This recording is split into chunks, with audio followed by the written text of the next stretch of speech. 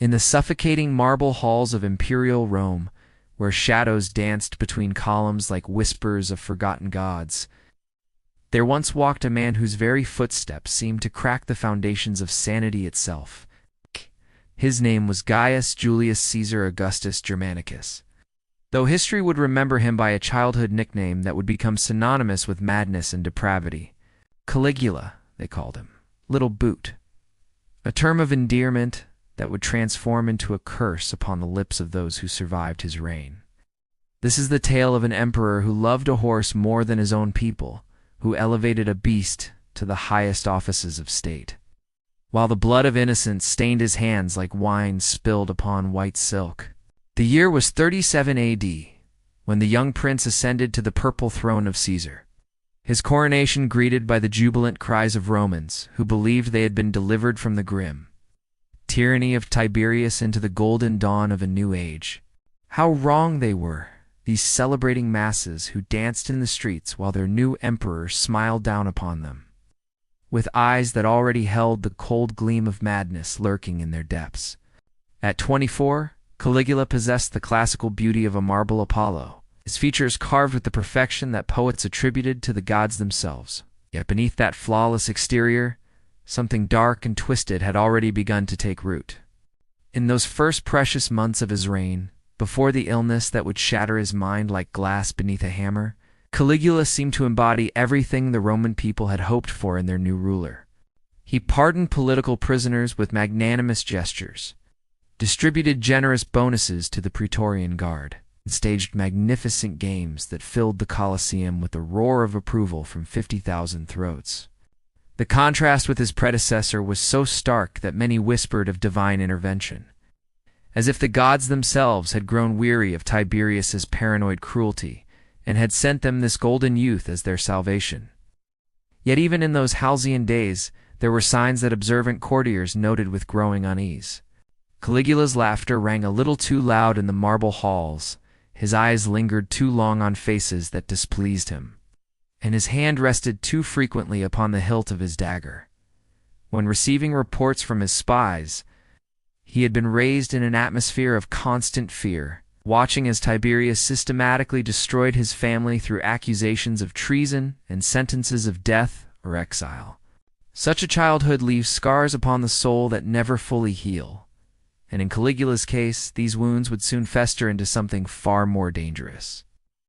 The transformation began with an illness that struck him like a bolt from Jupiter's own hand, leaving him delirious and dying in the imperial bedchamber, while all of Rome held its breath in fearful anticipation. For days he lay in feverish delirium, his body racked with convulsions, while physicians debated whether he suffered from epilepsy, lead poisoning from the wine he consumed in vast quantities, or some other malady that had seized his mind.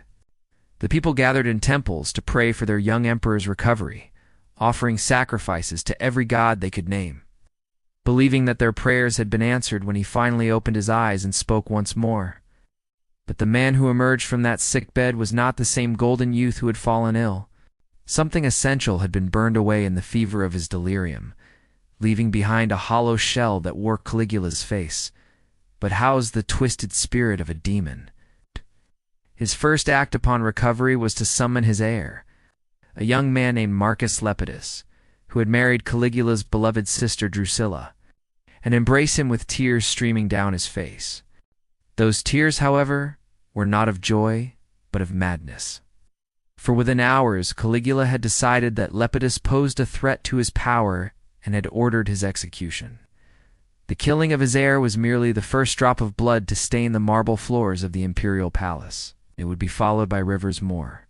Caligula's paranoia, once focused and calculating like that of his predecessor, became wild and unpredictable, striking out at anyone who drew his attention for reasons that existed only in the labyrinthine corridors of his diseased mind.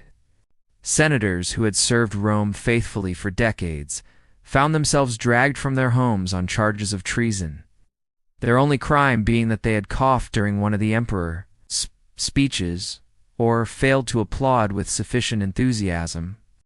It was during this descent into madness that Caligula first encountered the horse that would become the most famous equine in human history. Incitatus was his name, a stallion of extraordinary beauty whose coat gleamed like polished bronze in the Roman sunlight. The horse had been bred for racing, its long legs designed to carry it swiftly around the circus track while crowds cheered and wagered on its speed. But from the moment Caligula first laid eyes upon the magnificent beast, something deeper than mere appreciation for fine horseflesh stirred within the emperor's fractured psyche. Perhaps it was the horse's nobility that attracted him. The way Incitatus held his head high with natural dignity that required no crown or purple to proclaim its worth. Or perhaps it was the animal's silence, for unlike the grasping courtiers and scheming senators, who surrounded the emperor with their false smiles and honeyed words, the horse made no demands, spoke no lies, and harbored no secret ambitions for power.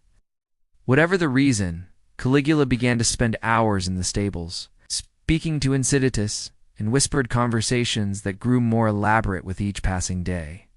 The transformation of the emperor's relationship with his horse from admiration to obsession was as gradual as it was disturbing to witness.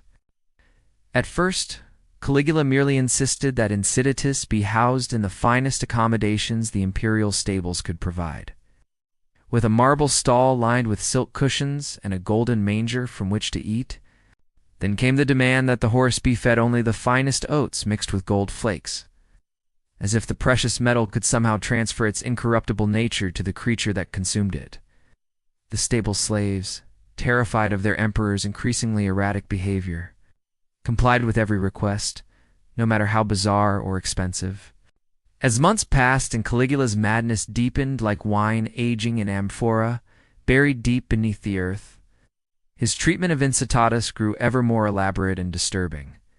He ordered that the horse be provided with its own slaves, young men whose sole purpose was to tend to every need of their four-legged master. A house was constructed for the animal within the palace grounds, complete with furniture scaled to equine proportions and windows of the finest glass that had ever been created by Roman craftsmen. The sight of servants carefully dusting furniture in a house meant for a horse would have been comical if not for the very real fear that failure to maintain these accommodations to the emperor's standards would result in crucifixion. The imperial dinner parties, once elegant affairs where Rome's elite gathered to discuss politics and philosophy over courses of exotic delicacies, became grotesque spectacles when Caligula began inviting Incitatus to join him at table. The horse was led into the triclinium with a golden collar around its neck, its mane braided with pearls that had been diving from the depths of distant seas at enormous cost in both money and human life. A special couch was prepared for the animal, servants trained to pretend that its whinnies and snorts constituted meaningful contributions to the dinner conversation. Watching senators, men who had conquered nations and commanded legions, engaging in serious political discourse with a horse, while their emperor nodded approvingly, was a sight that drove more than one witness to question its own sanity. The absurdity of the situation was compounded by the very real danger that surrounded it. For Caligula's favor toward his equine companion was matched only by his growing hostility toward the human beings who served under him. A word of complaint about the horse's presence, even a barely suppressed smile at the ridiculousness of the situation, could result in immediate execution. The emperor's identification with his horse became so complete that he began to speak of Incitatus not as a beloved pet, but as a trusted advisor whose counsel was more valuable than that of all his human courtiers combined. He claimed that the horse spoke to him in dreams, revealing secrets about the loyalty or treachery of various senators and generals. These nocturnal conversations, existing only in the fevered landscape of Caligula's diseased imagination, became the basis for political decisions that sent shockwaves through the empire. Men died because the emperor believed his horse had warned him of their disloyalty, and visions were more real to him than the waking world. The culmination of this grotesque relationship came when Caligula announced his intention to appoint Incitatus to the highest office in the Roman government. Standing before the Senate, his eyes blazing with the fervor of absolute conviction, the emperor declared that he would make his beloved horse a consul, one of the two chief magistrates who traditionally held the highest authority below the emperor himself. The silence that greeted this announcement was deafening. A vacuum of sound that seemed to suck all the air from the chamber as grown men struggled to comprehend what they had just heard. The senators, these pillars of Roman society, who had devoted their lives to service in the name of the Republic, found themselves facing the possibility that they would soon be taking orders from a horse. The consulship was not merely a title, but a position of enormous practical power, requiring its holder to make decisions about military campaigns, provincial governance, and the administration of justice throughout the empire. The prospect of a horse attempting to fulfill these duties would have been laughable, if not for the very real authority that Caligula possessed to carry out his threat. Some historians have suggested that the emperor's proposal was not the product of genuine madness, but rather a calculated insult to the Senate, a way of demonstrating his contempt for the institution by suggesting that even his horse could perform their duties as effectively as they did. If this interpretation is correct, then Caligula's threat reveals not insanity, but a different kind of cruelty, sadistic pleasure in humiliating men who had once held power equal to that of kings. Either explanation paints a portrait of a ruler whose relationship with reality had become so tenuous that the distinction between human and animal had lost all meaning.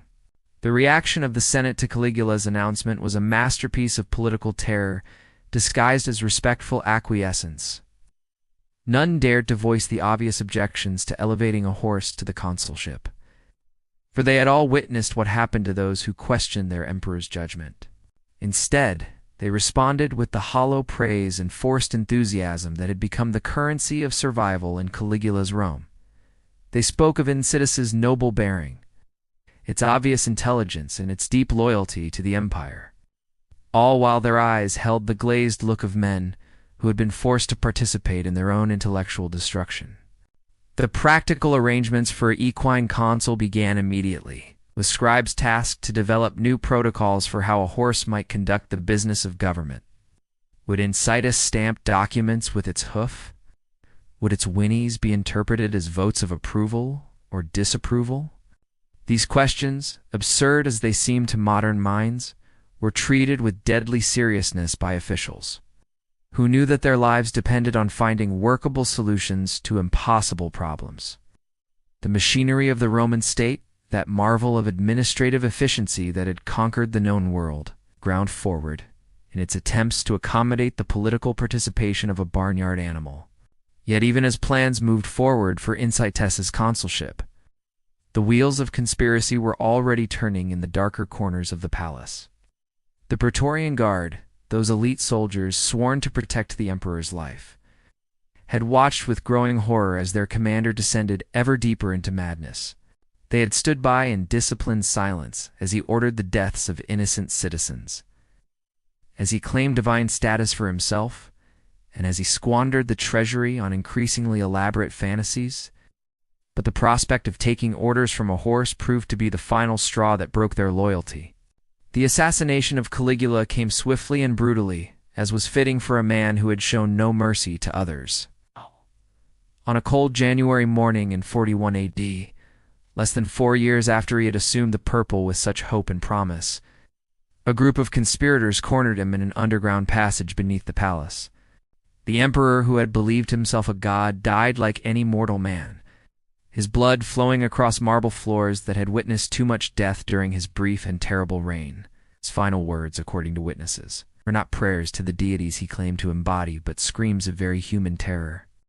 In the chaos that followed Caligula's death, one of the first acts of the new regime was to remove Incitatus from his place of honor and return him to the stables where he belonged.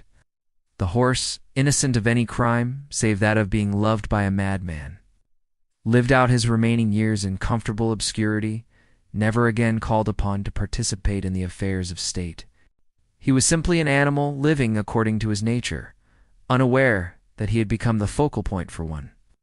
Man's descent into insanity and the symbol of an empire as temporary loss of reason. In a world where humans proved themselves capable of unlimited cruelty and deception, perhaps it made a twisted kind of sense that a madman would prefer the company of a creature that could offer only honest silence and undemanding loyalty.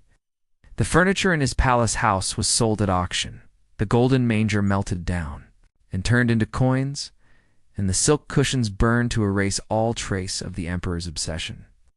The Senate, in a frenzy of vengeance against the man who had tormented them so thoroughly, ordered that all statues of Caligula be destroyed and his name erased from public monuments. They wanted to wipe him from history as completely as he had wiped so many of his victims from life, but their efforts proved futile. The story of the emperor who made his horse a senator had already taken root in the collective memory of Rome, and from there it would spread throughout the world like seeds carried on the wind. Modern psychiatrists, looking back across 20 centuries with the tools of scientific understanding, have offered various explanations for Caligula's behavior. Some suggest that lead poisoning from the wine consumed by Roman aristocrats may have caused brain damage that manifested as violent mood swings and delusional thinking. Others point to the possibility of temporal lobe epilepsy, a condition that can cause the kind of personality changes and bizarre behavior that characterized his reign. The death of his beloved sister Drusilla, whom he had elevated to divine status, may have triggered a psychological break from which he never recovered. Yet clinical diagnoses, however accurate they might be, cannot fully capture the horror of those 4 years when the most powerful man in the world believed that his horse possessed greater wisdom than all the senators of Rome combined. Caligula's story serves as a warning about the corrupting nature of absolute power, but it is also something more profound, a reminder that the line between sanity and madness is thinner than we like to believe, and that when that line is crossed by someone with unlimited authority, the consequences can reshape the world. The emperor's relationship with Incitatus reveals the deep human need for connection and understanding. Even in the most twisted circumstances, in a world where every human relationship was poisoned by politics and fear, Caligula found in his horse a companion who could not lie, could not betray, and could not disappoint. That he projected onto this animal qualities of wisdom and loyalty that existed only in his own desperate imagination makes his story not merely horrifying, but profoundly tragic. In the end, Caligula's attempt to elevate his horse to the consulship stands as perhaps the most perfect symbol of his reign's fundamental absurdity. It represents the collision between the dignified traditions of Roman government and the chaotic force of unchecked madness, between the rational expectations of civilized society and the arbitrary whims of a diseased mind. The image of senators bowing respectfully to a horse while planning their emperor's murder captures everything that was wrong with the system that allowed such a man to wield such power. The horse Incitatus, meanwhile, remains a figure of strange innocence in this tale of corruption and madness. The legacy of Caligula's horse has endured far longer than the emperor himself. It's becoming a symbol used by writers and politicians to represent the absurdity of incompetent leadership and the dangers of unchecked power. For centuries, references to Incitatus have appeared in literature and political discourse as a shorthand for governmental dysfunction, proving that some stories are too powerful and too strange to be forgotten by the passage of time. And so we remember them both. The emperor who thought a horse could govern Rome, and the horse who became perhaps the most famous animal in human history without ever understanding why. Their story continues to haunt us because it forces us to confront uncomfortable truths about power, madness, and the thin veneer of civilization that separates order from chaos. In the end, the tale of Caligula and Incitatus is not really about a man and his horse at all, but about what happens when human beings lose their way so completely that the natural world begins to seem more rational than the world they have created for themselves. The marble halls of the palace still stand in Rome, though they house museums rather than emperors. And tourists walk where once Incitatus clip-clopped on his way to dinner parties with the most powerful man on earth. The stones remember everything. The laughter of senators forced to compliment a horse's political insights, the whispered conspiracies of men planning regicide, and the final screams of an emperor who discovered too late that neither divine pretensions nor equine consultants could save him from the consequences of his own madness. In those ancient stones lies buried the truth that power without wisdom is the most dangerous force in the world, and that Sometimes the only rational response to an irrational world is the silent dignity of a horse, never asked to be anything more than what nature made him.